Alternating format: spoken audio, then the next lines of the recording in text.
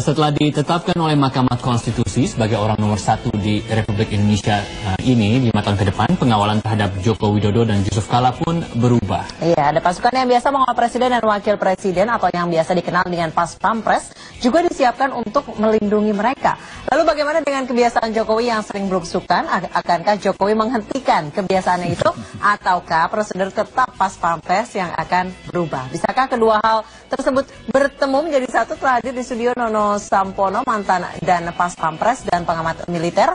Ada Atmaji Sumarkijo. Halo, selamat sore. Halo, Pak. Selamat sore. Pak, kalau misalnya kita semua tahu kalau gaya pemimpinnya Pak Jokowi itu belusukan kemana-mana, itu kira-kira memungkinkan nggak sih untuk Pas Pampres? Bukan memungkinkan lagi, sangat bisa. Boleh diceritakan? Ya, Pas Pampres itu memang dilatih untuk mengamankan presiden, wakil presiden dan tamu setingkat dalam keadaan apapun juga, dalam keadaan normal, tidak normal, keadaan rutin, darurat. Saya kira mereka sudah terbiasa dan pengalaman saya juga, saya mengalami hal-hal seperti itu.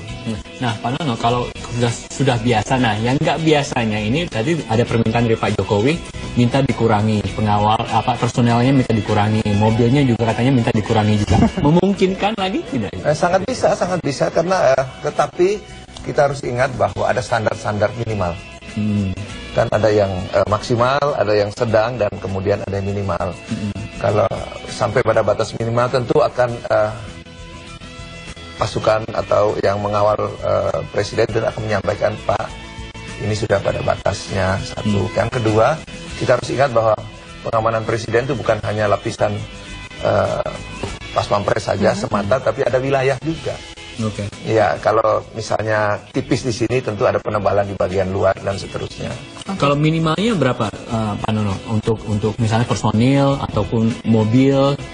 Ya, saya katakan ya, saya pernah mengawal presiden dan saya tahu juga sebelum-sebelumnya bisa hanya 2 mobil bahkan, karena misalnya presiden mau makan mie goreng di pinggir jalan, masa harus rame-rame?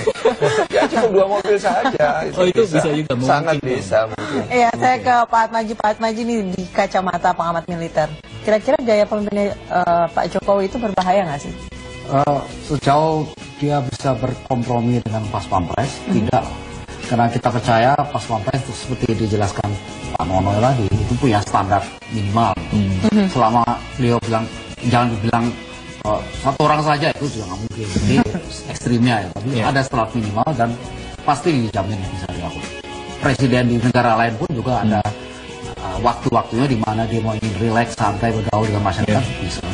Jadi kalau misalnya memungkinkan Pak Jokowi daerah tertentu, ya bergantung pada analisis yang diberikan sebelum beliau berkunjung. Katakanlah beliau tiba-tiba mau ke Surabaya gitu, mengadakan kunjungan kerja gitu. Nah, tentu ada SOP-nya bahwa pengamanan wilayah itu yang pegang adalah Pangdam, untuk presiden dan wakil presiden. Itu otomatis ada SOP-nya, bukan Kapolda tapi Pangdam. Pangdam tentu koordinasi dengan Kapolda. Mereka tentu bikin analisa threat perception, apa kira-kira yang ancaman. Kalau normal-normal saja, oke, prosedur normal. Tapi kalau umpamanya, wah ini daerahnya ada teroris atau kriminalnya, nah itu tentu ada treatment berbeda gitu kan. Jumlah dibersihkan dulu, sterilkan dulu ya. Berapa sterilnya itu bergantung pada airnya. Nah, Pak Nono, misalnya ada beberapa daerah yang tidak bisa disterilkan. Lalu sang presiden ini ngotot pengen ke daerah itu membujuknya seperti apa, Pak? Di Indonesia saya lihat di Republik ini tidak ada tempat yang tidak bisa dijangkau oleh seorang presiden. Dan tidak boleh.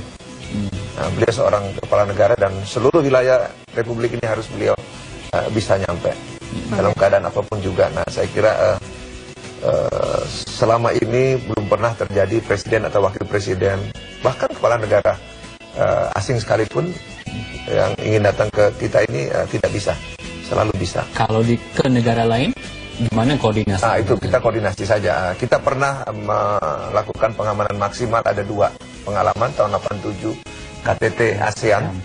Itu kita terpaksa mengirim kapal untuk escape sewaktu-waktu kalau presiden kita angkut kembali pulang melalui kapal kita, dan kemudian 1 tahun Timur Leste merdeka.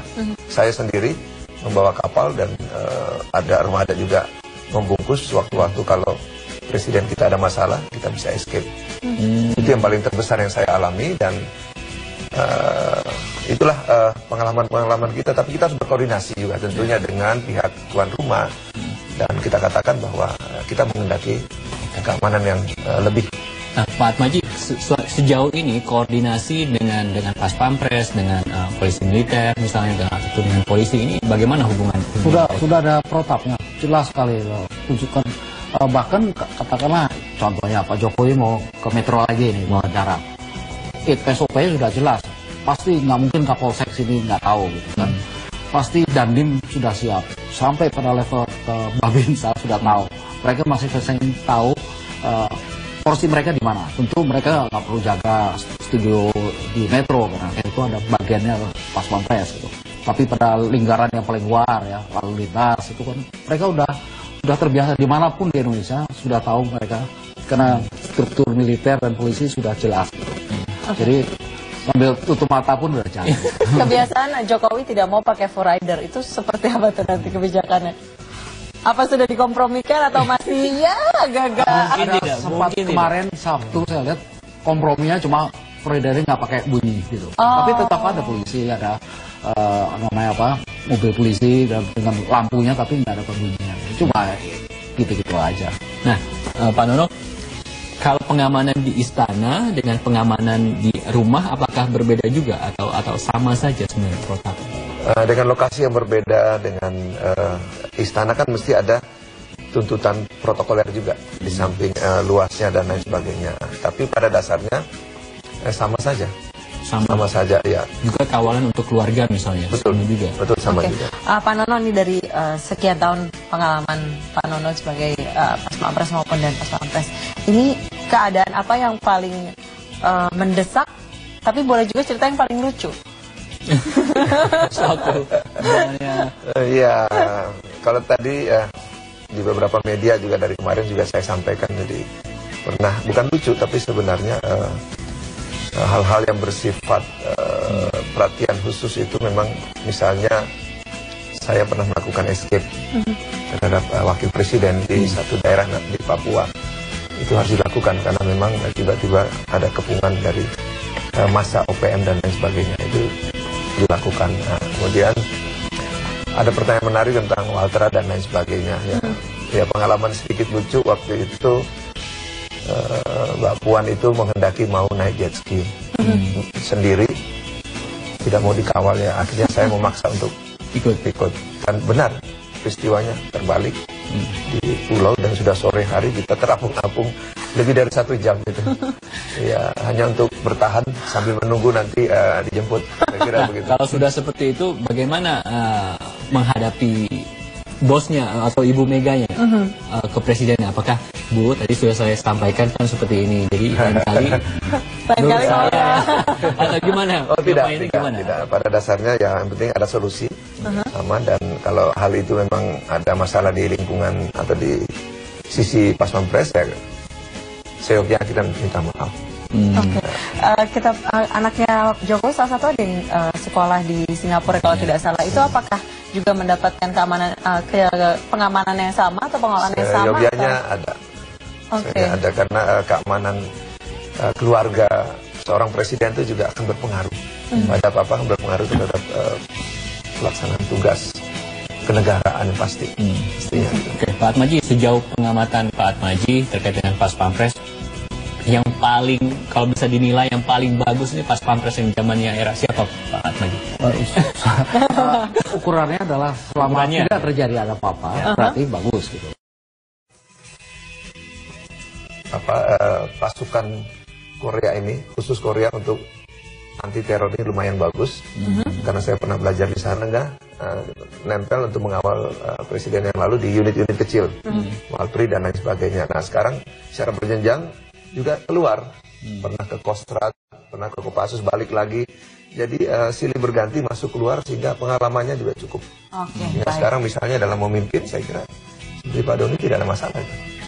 Baik, terima kasih Pak Nono dan Pak Atmaji dan waktunya juga ceritanya seru sekali. iya, dan bagi pemirsa yang kemarin belum sempat selfie sama Jokowi, wah itu ketinggalan. Tapi masih bisa sih. Bisa, Masih memungkinkan. Jangan potong sis, baik. Pakai tangan aja katanya, jangan potong sis.